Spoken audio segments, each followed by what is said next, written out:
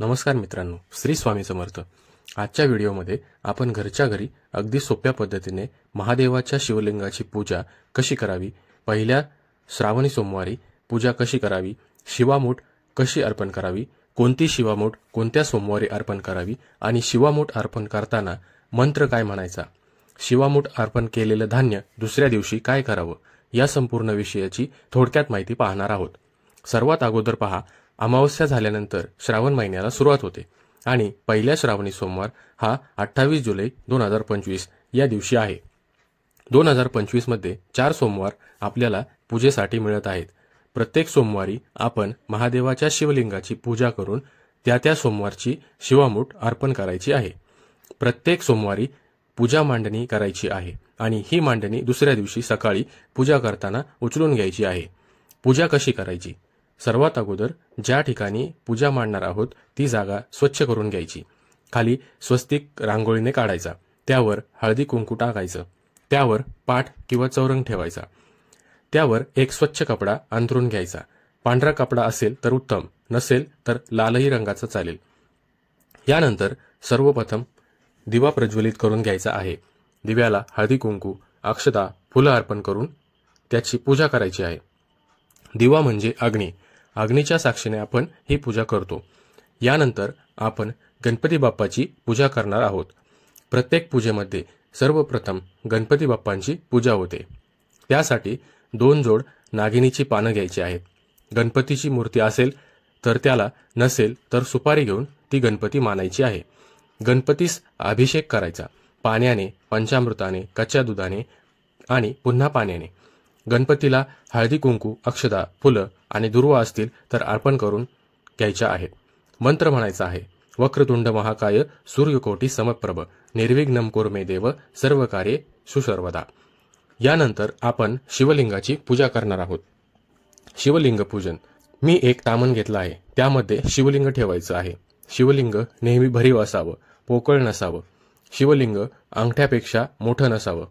शिवलिंग ठेवताना त्याचा निमुळता भाग नेहमी उत्तर दिशेला ठेवायचा आहे।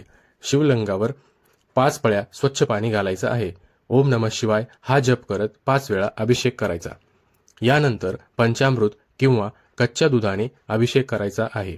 लक्षात ठेवा, तापवलेलं दूध वापरायचं नाही। त्यानंतर स्वच्छ पाण्याने पुन्हा अभिषेक करायचा आहे। सतत मंत्रजप करायचा, ओम नमः शिवाय। पुढे पाण्याची धार ठेवून मंत्रजप करता येते। यानंतर शिवलिंग उचलून स्वच्छ कपड्याने पुसून घ्यायचं आहे। शिवामूठ अर्पण। ताट ठेवायचं, स्टील, चांदी किंवा तामण, ते धान्य सांडू नये म्हणून। शिवलिंगाजवळ अक्षता ठेवून रुद्राक्षमाळ घालायची। महादेवाला भस्म लावायचा आहे, जर नसेल तर विकत आणून वापरायचं। फुलं अर्पण। पांढरी फुलं, गोकर्णीची फुलं, धोत्र्याची फुलं, बेलाचं पान आणि फळ, धोत्र्याचं फळ, बेलपत्र त्रिदल असावं, फाटलेलं नसावं। देठ तोडायचा। पान नेहमी पालथं अर्पण करायचं। प्रत्येक सोमवारला 108 बेलपत्र अर्पण करावीत। शिवसेवा व मंत्रजप तुम्ही करू शकता। 108 वेळा ओम नमः शिवाय, महामृत्युंजय मंत्र 108 वेळा, शिव अष्टोत्तर नामावली, रुद्राभिषेक या गोष्टी करायच्या आहेत। शिवामूठ विशेष। पहिल्या श्रावण सोमवारी तांदूळ अर्पण करायचा आहे। धान्य स्वच्छ करून थोडं पाणी टाकून ओलं करायचं आहे। ती मूठ 3 वेळा अर्पण करायची आहे। मंत्र शिवा शिवा महादेवा, माझी शिवामूठ ईश्वरा देवा, सासू सासरा दिरा भावा, नंदा जावा भ्रतरा, नावडतीची आवडती कर रे देवा। हा मंत्र स्क्रीनशॉट करून ठेवावा। प्रत्येक सोमवारच्या वेगवेगळ्या शिवामुठीसाठी वेगवेगळं धान्य अर्पण करायचं आहे। प्रसाद व पूजेची समाप्ती। प्रसाद खडीसाखर, दूध साखर किंवा फळ, छोट्या लोट्यात पाणी, धूप दीप ओवाळून घ्यायचं आहे। गणपती बाप्पांची आरती, नंतर शिवाची आरती। पूजा सकाळी, प्रदोष काळात किंवा सवडीनुसार करू शकता।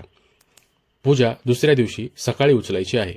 शिवामूठचं धान्य काय करायचं? काही धान्य तुमच्या घरच्या धान्यात मिसळा, काही पक्ष्यांना द्या, काही गायीला द्या, काही गरजूंना दान करा। निष्कर्ष, श्रावण महिना म्हणजे भक्तीचा, विश्वासाचा आणि महादेवांच्या कृपेचा महिना। जो कोणी भक्तीने, श्रद्धेने पूजा करतो त्याच्यावर महादेव आपली कृपा करतात। जर काही प्रश्न असतील तर कमेंट बॉक्समध्ये जरूर विचारा। जाता जाता ओम नमः शिवाय कमेंटमध्ये लिहायला विसरू नका आणि व्हिडिओला एक लाईक करा, चॅनलला सबस्क्राईब करायला विसरू नका।